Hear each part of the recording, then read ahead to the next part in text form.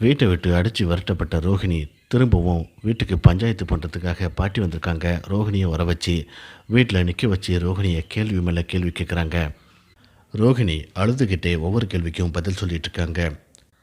மனோஜ் படிப்புக்கு ஏற்ற வேலை செய்யணும் அப்படிங்கிறதுக்காக தான் நான் ஒவ்வொரு காரியத்தையும் செஞ்சேன். அதுக்காக தான் அவருக்கு சொந்தமாக ஷோரூம் வச்சு கொடுத்தேன் அப்படின்ட்டு ரோஹிணி சொல்கிறாங்க. முத்து இந்த இடத்துல சொல்கிறாரு, நீங்கள் ஷோரூம் வச்சு கொடுத்ததை பற்றி தப்பு யாருமே சொல்லவே இல்லை.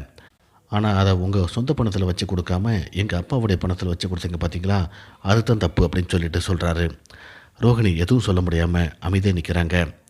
ரவி இந்த இடத்துல ரோஹிணியை பார்த்து கேட்குறாரு, ஏன் நீ அடிக்கடி அப்பா கிட்டேருந்து பணம் வர்றது, மலேசியாலேருந்து அப்பா பணம் அனுப்பியிருக்காங்க அப்படின்னு சொல்லுவீங்களே, இப்போ அப்பாவே இல்லைன்னு சொல்கிறீங்களே, ஏது அந்த பணம் எங்கேருந்து வந்துச்சு அப்படின்னு சொல்லி கேட்குறாரு.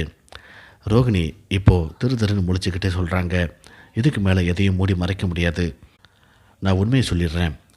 அந்த பணம் ஏது அப்படின்னா நான் பார்லரை விற்றுட்டேன் அப்படின்ட்டு ரோஹிணி சொல்கிறாங்க. இதை கேட்டு விஜயா பயங்கரமாக அதிர்ச்சியாக நிற்கிறாங்க. இதோட இந்த புறமும் முடியுது.